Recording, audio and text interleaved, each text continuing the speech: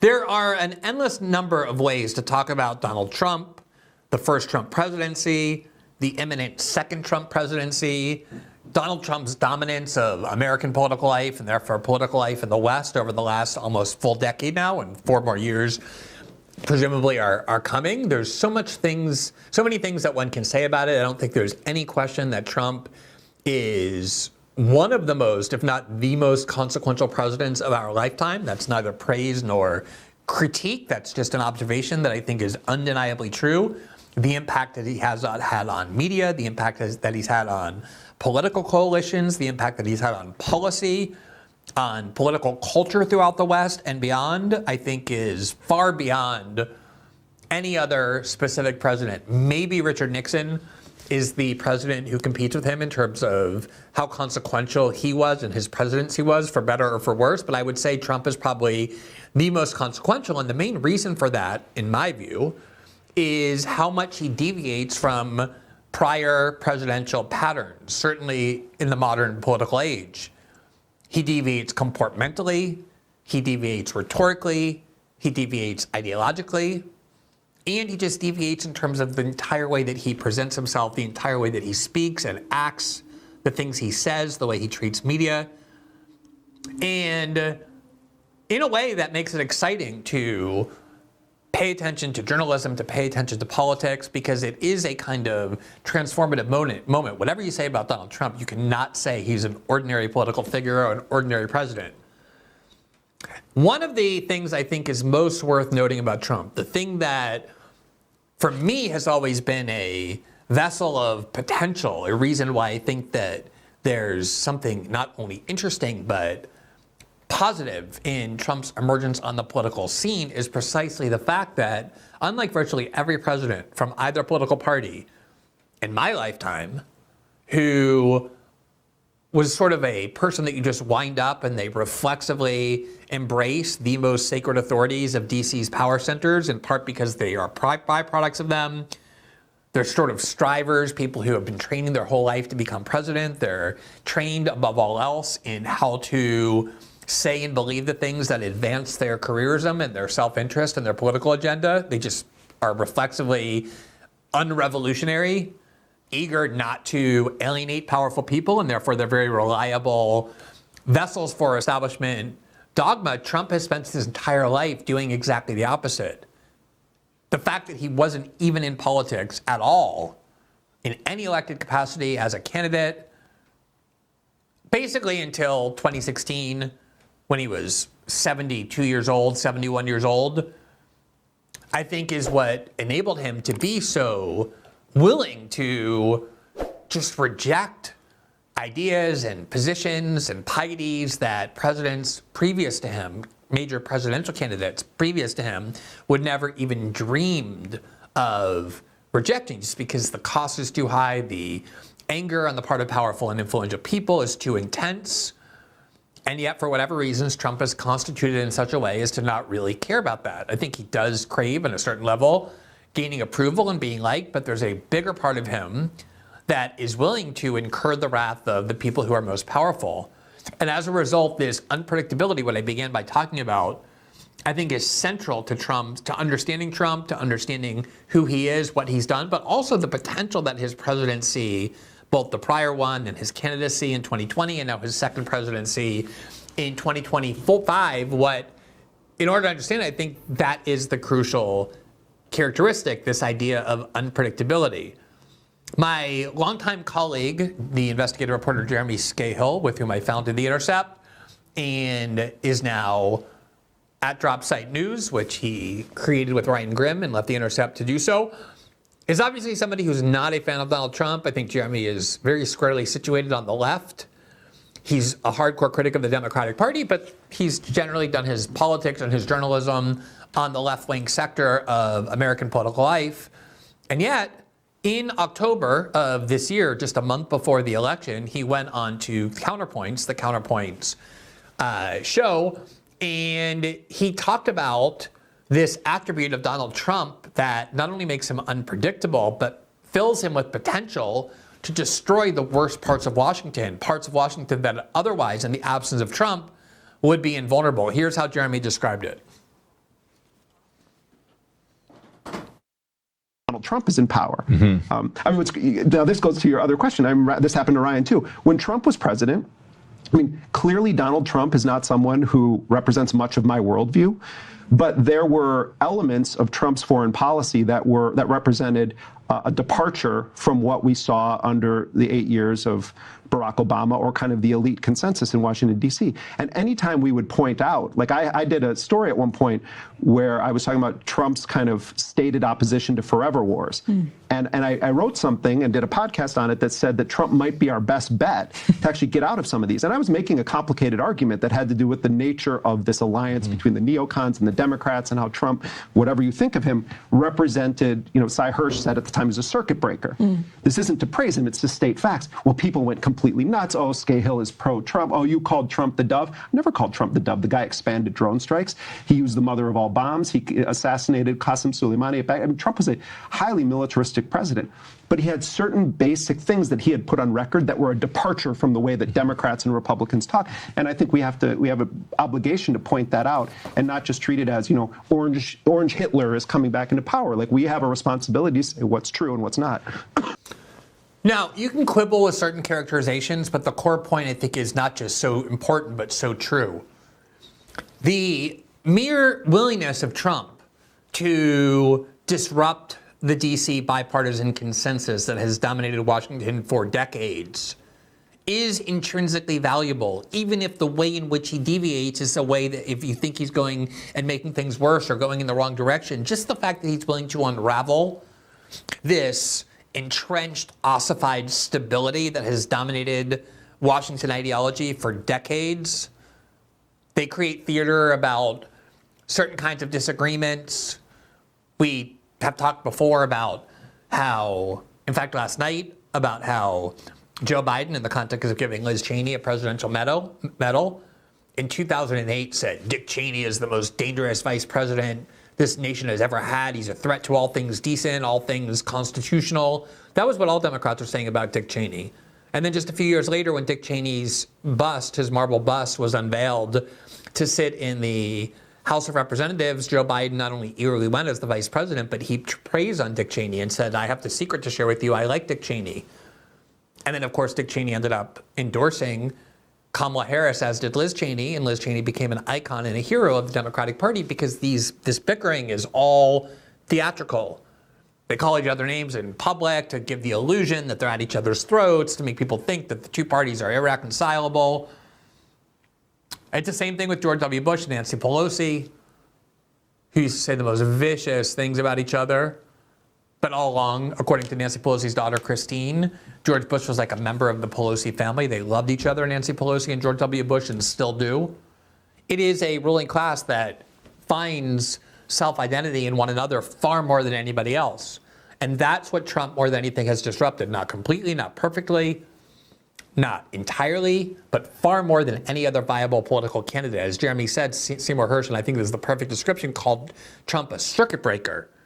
That you just have this piety, this system of orthodoxies that Republicans, Democrats alike, without even talking about it, tacitly embrace.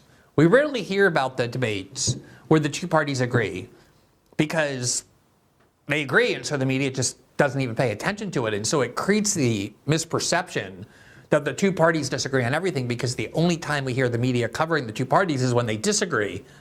And so it ignores and suppresses the fact that in 95% of the major stories and the major policy debates, they actually agree. Just as one example, the fact that Trump has been questioning the viability of NATO. Tell me a single presidential nominee, or for that matter, a single congressional leader of either party in the last 50 years who would have ever dreamed, who would ever considered questioning the ongoing viability of NATO. NATO has been utterly central to American foreign policy since the end of World War II. And Trump is the only person willing to stand up and say, why are we in NATO? Why do we pay for NATO? It was created so that Western Europe would be safe from the Soviet Union. There's no Soviet Union anymore. Western Europe is quite rich now. Why are we paying for all their defenses? And of course, this is something that's horrifying to the endless war machine, the military industrial complex, but this is what Trump does.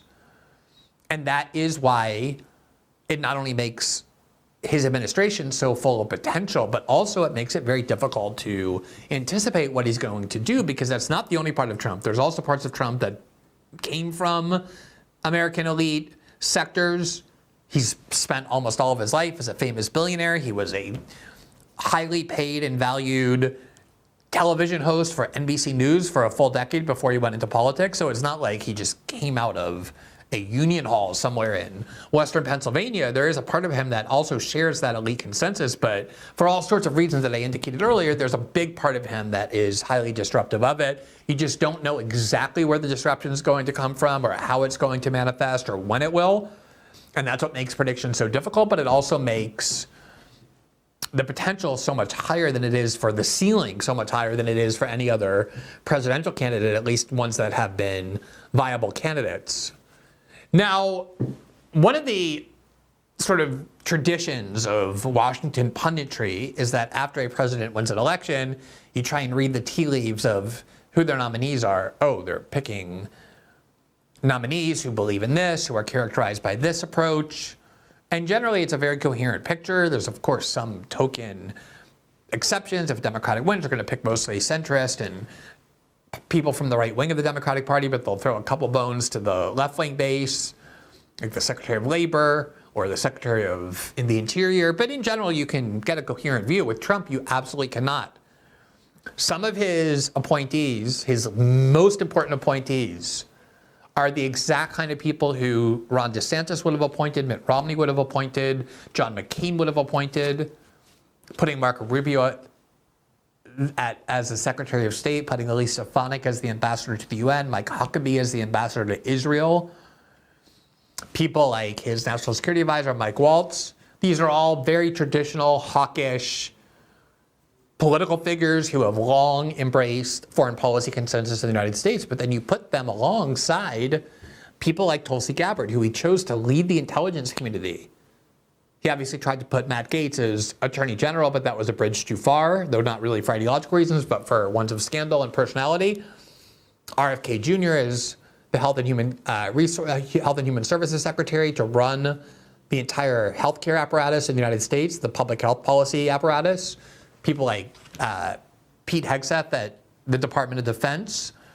So there's this hodgepodge, this conflicting hodgepodge of people, and that's to say nothing of the fact that arguably his most significant, and at the time I would say promising choice, was to opt for J.D. Vance as his vice presidential running mate, now the vice president, instead of people like Marco Rubio or Tim Scott or a bunch of other ordinary Republicans whom he was considering. And that happened because a lot of people in the Trump coalition who are close to Trump, who are far more populist, far more anti-intervention, pushed very hard for J.D. Vance because they understood not only that he might play a valuable and influential role in the administration, but also would immediately become the heir to the Trump movement. They didn't want somebody who doesn't believe in core Trump values as expressed in 2016 to be able to claim his mantle even while opposing his ideology. So the question, of course, is, for example, what role will J.D. Vance have? Will he have an influential portfolio? Will he be the last person in the room who talks to Trump? Will he be utterly sidelined? What will be the role of Elon Musk? Same questions. You just don't know. The New York Times, however, despite these choices that I just referenced, in November, in the week after the election, November 12th, ran a news article with this headline, quote, "Once they were neocons, now Trump's foreign policy picks are all, quote, America first.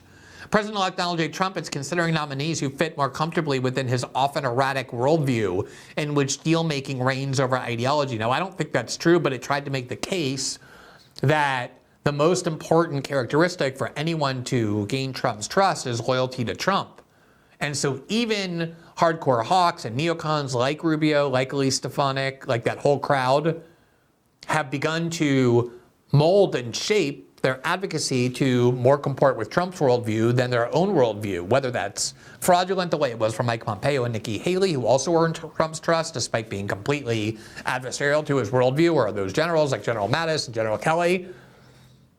Whether it's genuine or whether it's just manipulative, it is true that they have begun at least somewhat shaping and shifting their worldview, but clearly there's a huge amount of heterodoxy and conflict and division inside the Trump coalition, not just in his base as we just saw with this outbreak of tensions between the MAGA base and big tech executives, but also within the top level of his cabinet. Now, Donald Trump, when he's not reading from a script, when he's not being super diplomatic, if you just kind of put Trump in a room and let him speak, he will ultimately start expressing obviously genuine, deeply internalized, and I'd say very righteous hatred for neocons. Yesterday we covered the Liz Cheney comments that he expressed right before the election, where he started basically trying to make the point that, oh, all these people in Washington who love war but who never go to war, let's put Liz Cheney in a war. But he got very graphic about it, very vivid about it, because he obviously was so angry at it, at this dynamic, that he started talking about the exact kind of guns that would be shooting at Liz Cheney's head, and that's what made the idiots in the media lie and say that Trump was talking about putting Liz Cheney in front of a firing squad. But it's because he really feels strongly about this. He does have a reflexive hatred for neocons, notwithstanding the fact that he chose a lot of neocons for his first administration and allowed them to embed and infiltrate that administration. But he also has chosen neocons to be in his second administration. He just seems, and I've talked to people very, very close to Trump, I've talked to them on the show, I've talked to them in private, and they all say the same thing, which is that Trump and the people he trusts most understand that the problem with the first administration, the biggest problem, was that Trump got manipulated. He didn't understand Washington well. He got convinced to trust people he shouldn't have trusted, including neocons. And this time they're determined to make sure that the people he has working for him in the cabinet and elsewhere are actually on board with his agenda and not subverting that agenda. We'll see, A, how genuine that resolution is, and B, whether he's capable, even if it is genuine, of carrying it out. I mean, the executive branch is gigantic. It's hard for anyone, let alone someone close to 80 years old, to micromanage it, to guard against every conceivable subversion. I don't think they did a very good job in the first administration, but he swears that's his most visceral goal. And if you listen to Trump talk in the unscripted way, I think you see that that is a very deeply held and genuine, authentic conviction of his. Here he was on Joe Rogan's show the month before the election, just a week or so, 10 days ago, 10 days before the election. And here's what he talked about hiring people in general, but also hiring neocons specifically. The biggest mistake I made was I picked some people. I picked some great people, but you don't think about that. I picked some people that I shouldn't have picked. I picked a few people that I shouldn't have picked. And neocons? Yeah, neocons, or bad people, or disloyal people, or people that were just people bad. That were into the you people got that, bad advice. Yeah, you're reading about them a little bit today. A guy like Kelly, who was a bully, but a weak person. You know more about bullies than anybody probably around, because you deal in a certain sport where the bullies are exposed very quickly. Yeah. But he's bad. Bolton was an idiot, but he was great for me, because I'd go in with a guy like a John Bolton. John Bolton. A friend of mine called me up. I was picking Bolton, and he's a very smart guy. His name is Phil Ruffin. He's a very rich guy from Las Vegas. He's a great card player. He doesn't play cards, but he's a great player. He's just a natural. Got poker sense, right? The good old poker sense. And Phil Ruffin is a very, very wise kind of a guy, and one of the richest people around, and has had great success and understands people. So it was in that I was picking Bolton, or I picked Bolton. He called up. He said, "Don't pick him. Why? He's a bad guy." Now, he wasn't in politics at all. He's in various businesses. He said, "He's a bad guy. It always works out bad with that guy." I said, "Oh man, I wish you told me this 2 weeks ago. I already hired him. He's here." And he was right, but he was good in a certain way. He's a nut job, and every time I had to deal with a country, when they saw this whack job standing behind me, they said, "Oh man, Trump's going to go to war with us." He was with Bush when they went stupidly into the Middle East. Now, I think it's a very interesting analysis, because people often debate and dispute whether neocon, that term, holds any real concrete meaning, any specific meaning. It probably has been watered down a little bit from its original interpretation, but I think it clearly denotes a set of views about war and foreign policy and how American interests should be understood, especially in the Middle East, that continue to be very valid. But if anybody is a neocon, if anyone deserves that term, it's John Bolton. He is as fanatical a warmonger as anybody in the United States, up there with Lindsey Graham or Liz Cheney, just people, Marco Rubio, unfortunately, people who just see any opportunity for war, any opportunity to use the U.S. military, to kill people, to bomb people, to change governments, and they automatically want to do it. They never met a war they were opposed to, not a war we fought, nor a war that was proposed. And obviously, when Trump selected John Bolton, a lot of people said, oh, look, anyone who thinks Trump is heterodox when it comes to foreign policy consensus is an idiot. He just picked John Bolton, the world's worst warmonger, to be right there in his White House in a key policy position. How can anybody possibly believe Trump is sincere about his stated views to end the war machine when he has warmongers all over his White House, including John Bolton? Now, the fact that Trump says he got advice from people not to hire John Bolton, but he never really understood who John Bolton was, never understood the reason not to hire him, and then said, oh, sorry, I already hired him. That's exactly the sort of thing that Trump's closest supporters will insist, that he just didn't have a good understanding of Washington, of who everybody was, who should be trusted, because he had never been there before. But that is his claim is, yeah, I will pick people who are warmongers. And Trump will even express bellicose or unhinged threats like he did with North Korea, North Korea, when he talked about how his button is bigger than Kim Jong-un's button, basically threatening Kim Jong-un with nuclear war, how he's done the same with Iran and Russia. He supposedly threatened Putin, we know where you live, and we can send a drone and a bomb over your house if you continue. He likes that very bellicose rhetoric, but in his view, it's not because that's how you get involved in wars, but how you prevent wars. And he's saying, to have John Bolton on my side, somebody even more unhinged, is a valuable asset because I can just say, look, this guy is ready to go to war at any moment, and it scares people and it makes them want to do deals, which is ultimately what I want. Now, whether you believe that or not, whether you're assuaged by Trump's view of what these people's utility is in terms of putting them in his administration, that's clearly at least how Trump is thinking.